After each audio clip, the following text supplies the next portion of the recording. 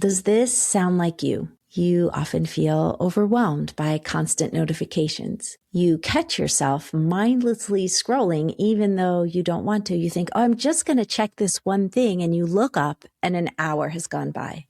You are craving deeper, more meaningful connections with actual humans in your life. You want to spend more time with God, but you're distracted by your devices. You crave quiet moments, but can't seem to carve out time for them. Your children need your attention, but have to compete against the pull of technology. You feel like you've lost your creativity, your wonder, your sense of joy at the simple things. Yeah, probably most of us would say, yeah, that sounds like me. Hi, friend. Welcome to Beauty in the Brokenness, where we have honest conversations about the Bible, our real-life struggles, and the hope God brings for healing. I'm your host, Teresa Whiting, a speaker, author, Bible teacher, but mostly a friend and fellow struggler.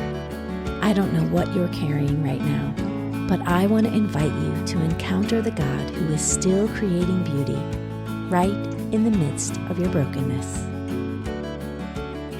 For the past few years, at the end of each year, I do a couple of days of reflection. And do you know what I put on there every year in the what didn't work for me section? Too much time on my phone, too much screen time, year after year after year. And I have tried to limit my interaction with that little growing rectangle, but I find myself feeling powerless against the brain scientists and the big tech gurus whose intention is to monopolize my time. I've tried to beat them at their own game. I've set limits, silenced notifications, deleted apps, established no phone zones, always to find myself spending more time on my phone than I want, or even that is healthy. I'm not even connected to social media anymore. And yet I find that my phone takes up more space in my life than I want it to. I'd like to tell you about a time way in the old back days when it wasn't this way. Once upon a time, in the old days, before we carried phones in our pockets, we used landlines. Those were phones connected to cords in the wall and answering machines to call each other and leave messages. At social gatherings, people would look at each other, make small talk, and eventually warm up to each other and engage in conversation. We didn't have screens to retreat to or hide behind when things felt a little awkward. At every gathering, there were a few unfortunate souls who had jobs that required them to be accessible 24/7. Doctors and firefighters come to mind. They wore small devices on their belts known as pagers so they could be contacted anytime, night or day. We felt bad that though they seemed to be freely spending their time and enjoying us, everyone knew that at any moment their pager might beep and they would be called away. We pitied those who wore pagers.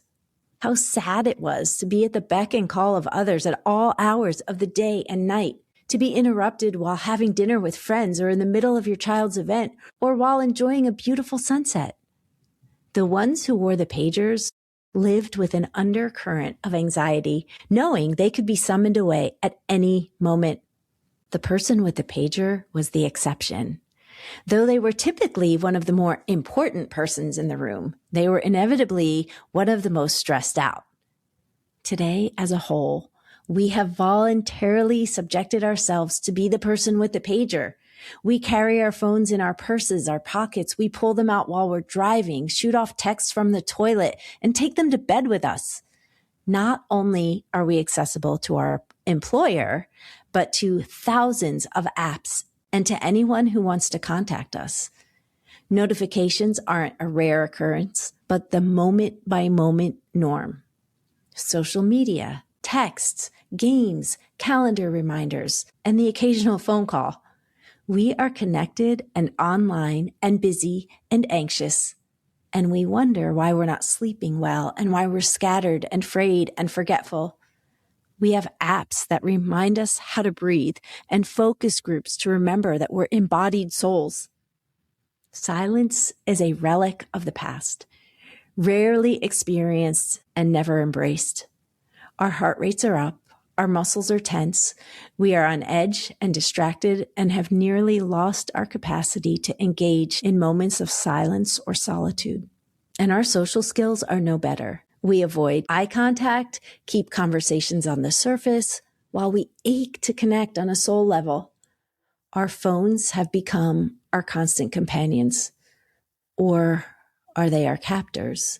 One of the things we have lost the ability to do completely is to be bored. So I started reading this book recently. It's called Bored and Brilliant.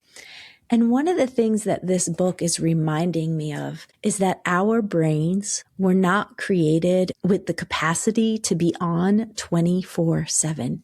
We are made to experience boredom, quiet, simplicity, times where we actually just space out and daydream. When was the last time you daydreamed?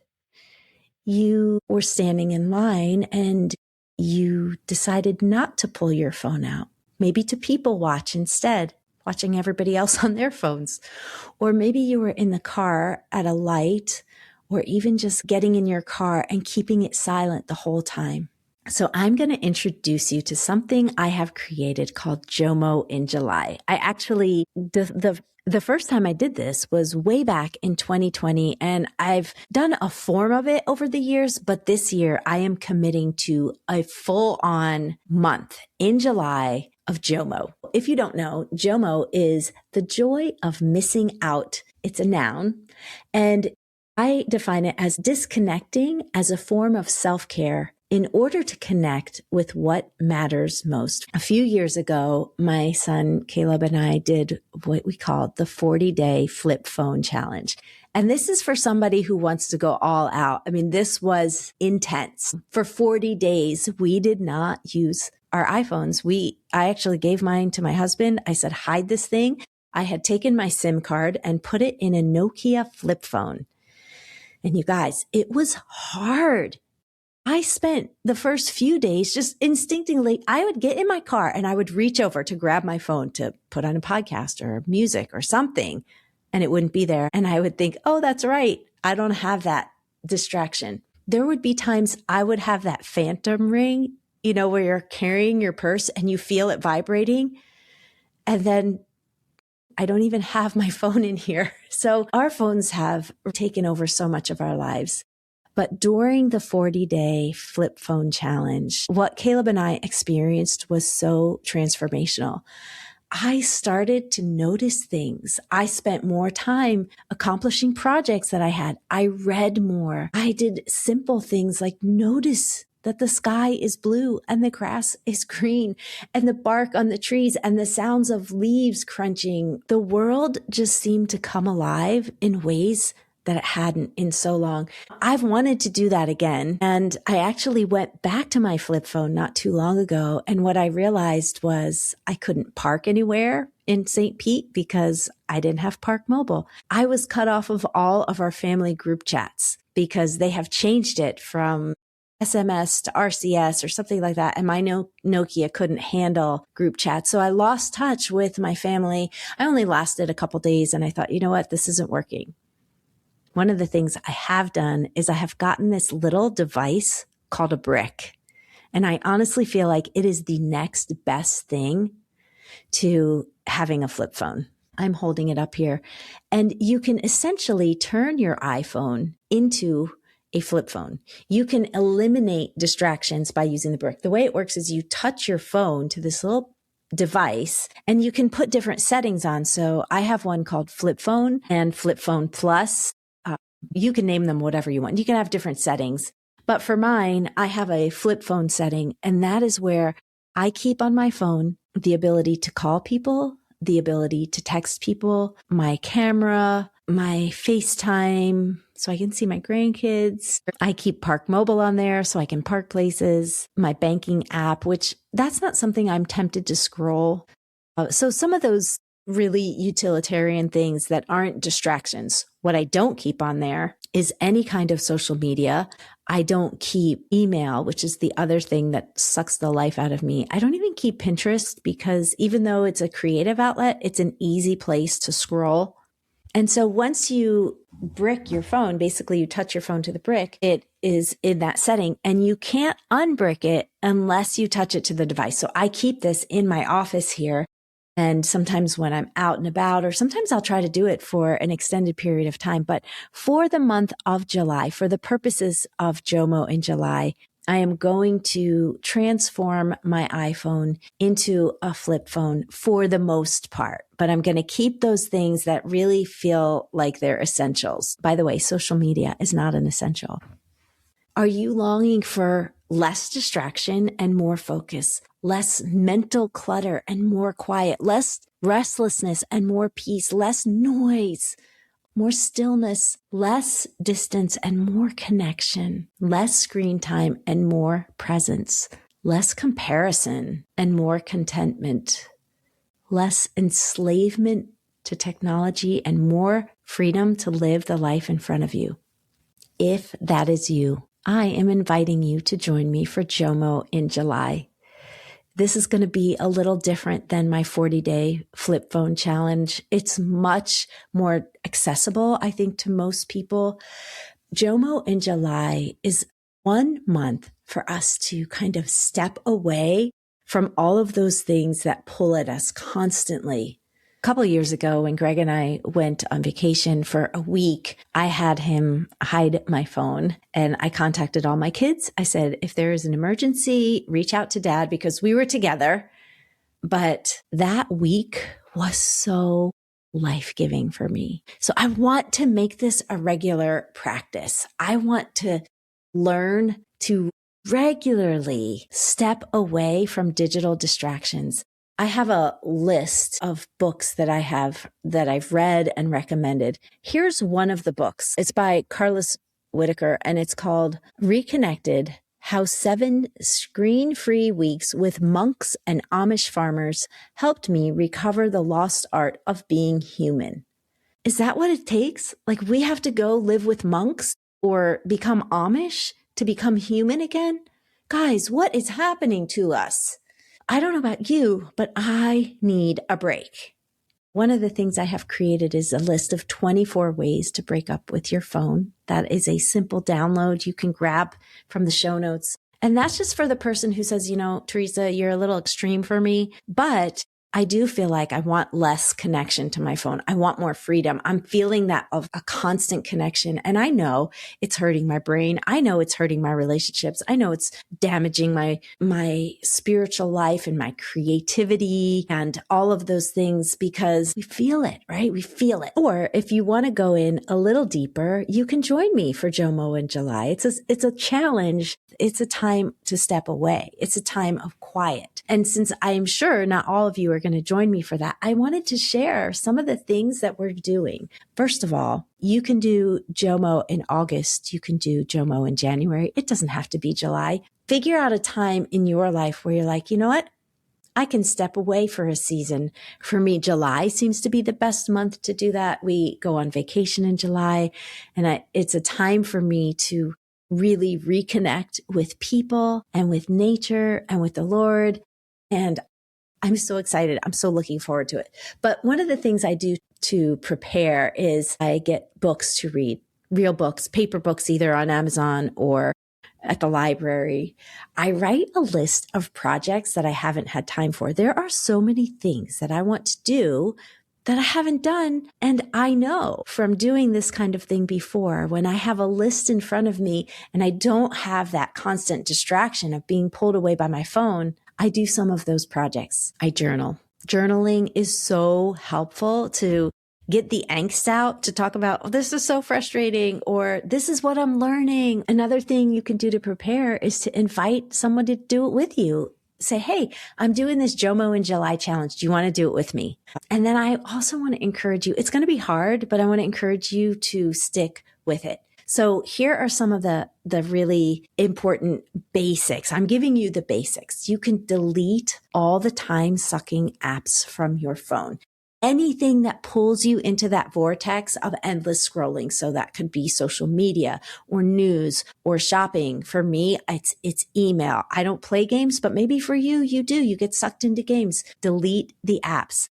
Also, if you grab a brick, you can set it to where you can't reinstall the apps unless you unbrick your phone. So that's just a little key to like, well, yeah, I'll delete the apps, but then I put them right back on. Well, it's not that easy when you have a brick that's not easily accessible. Another thing you want to do is keep those basic communication tools. I'm not one to believe that we can live completely disconnected from digital technology. Yeah, the guy who went to Amish country and lived with monks, that sounds great, but that's not realistic for most of us.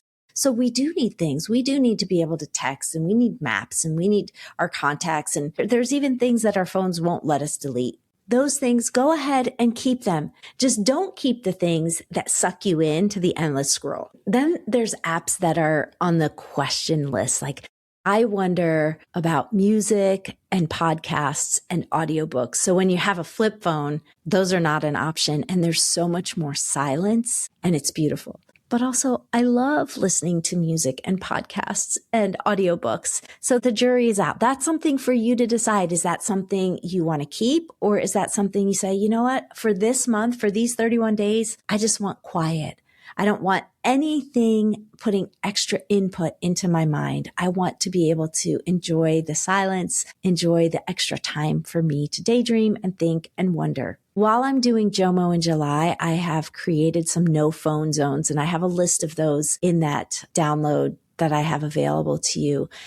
One of the things that I really want to do in this challenge is take time to get back to living an analog life.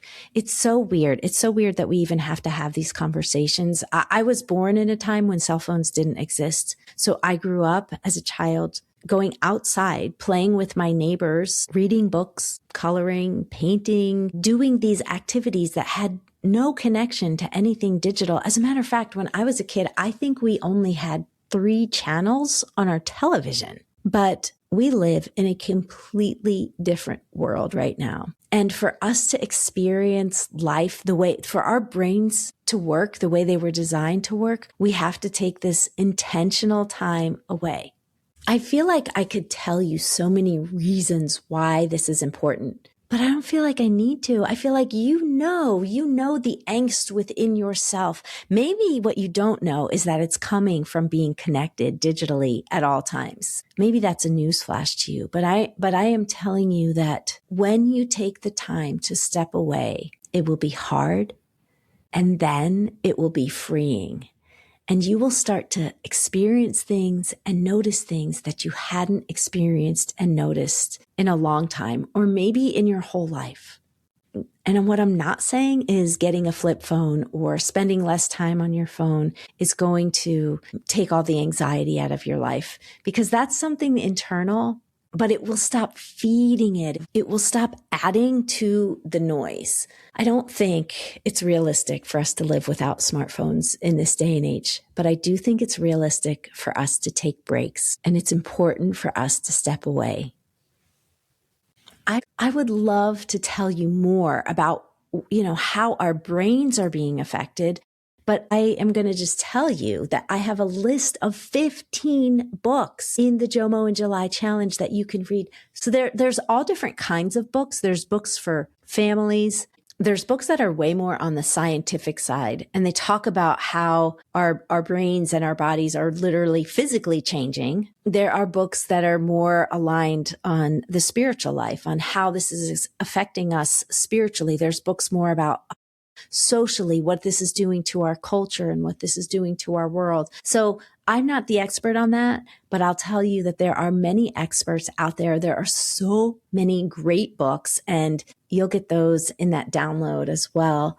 But just what it's going to look like for me, I'm going to be stepping away from my computer and spending a month really trying to press in and hear the Lord and determine what's next for this ministry, for this podcast. I have really been pressing into just the arm of my ministry that has to do with more speaking and teaching. I don't know if you realize this, but my favorite thing in all the world is to engage with women in person, to speak and to share God's word and to look at the scriptures together.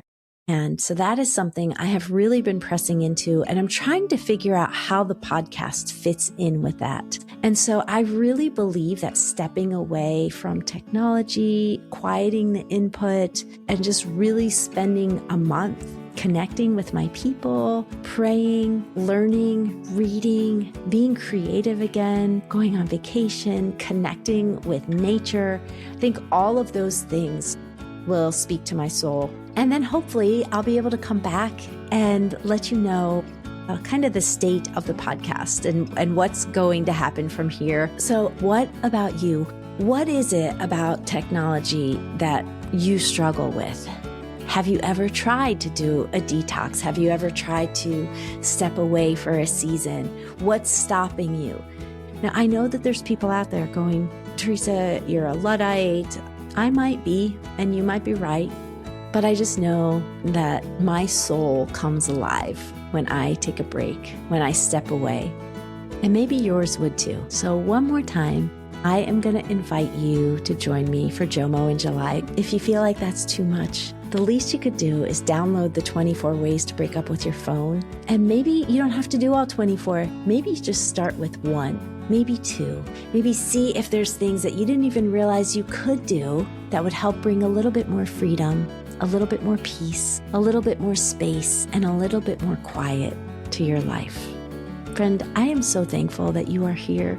Thanks for listening. Thanks for being the kind of person who cares about these things. And thanks for hanging out with me today on Beauty in the Brokenness. To find everything I mentioned on the episode, go to teresawhiting.com/listen for the show notes. If you are listening on Apple or Spotify or watching on YouTube, please hit that subscribe or follow button so that you don't miss things when I come back in the fall. And maybe you have a friend that you want to do Jomo in July with. I want to encourage you, go ahead and forward them this episode. In closing, I want to leave you with this prayer from Numbers 6, 24-26. The Lord bless you and keep you. The Lord make his face shine on you and be gracious to you. The Lord turn his face toward you and give you peace.